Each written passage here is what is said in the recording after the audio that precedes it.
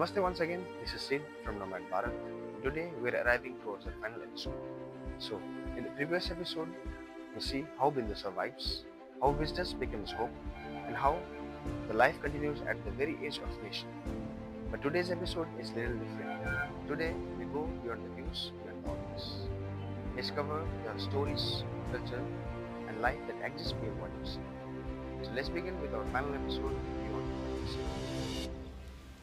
In the last episode, we understood how Bindu survives. Today, we begin to understand how Bindu lives.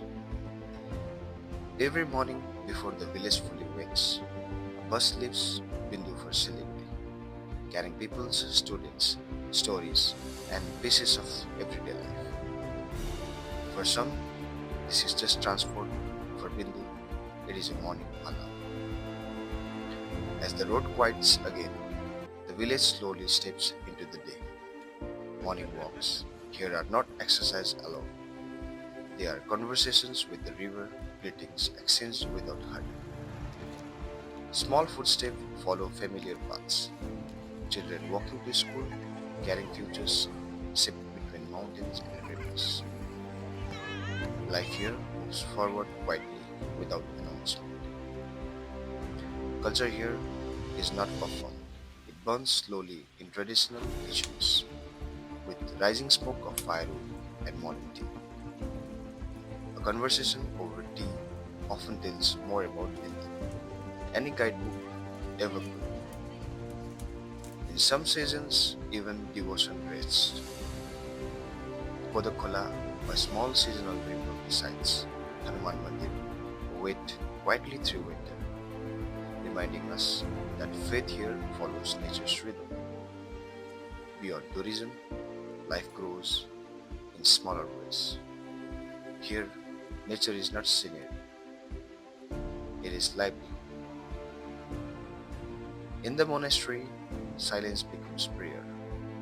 Different beliefs share the same sky here, not loudly but naturally. Bindu does not reveal itself for a single view. It unfolds slowly, step by step, road by road, face by face.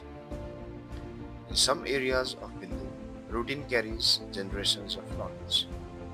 Work here is not rushed, it is inherited. Life continues through habits learned long before visitors arrive.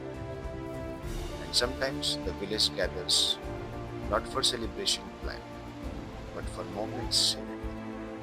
When the dam rests for annual maintenance work, the river gives back laughter, fishing, and togetherness turn ordinary days into memories. Bindu changes when time slows down, when mornings are not rushed, when stories are heard fully, when strangers become familiar faces. Only then villages begin to open. Bindu is not just a destination, it is an experience waiting for patience. And perhaps the unexplored parts of Bindu are not hidden in the landscape, but in the moments we choose to stay. Yet, Bindu is only one chapter of a much larger story.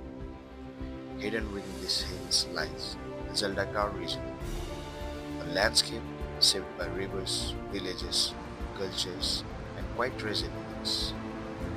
This is where Bindu lives, at the far edge of India, where the land slowly meets another world. Beyond this village, stories continue to flow downstream, through forests, settlements, traditions, and forgotten paths. Places rarely marked on maps, yet deeply alive with identity. Perhaps understanding Bindu is only the beginning, because to truly know this place, one must follow the journey that leads here, from the narrow gateway of the Chicken Neck corridor to the last region of India.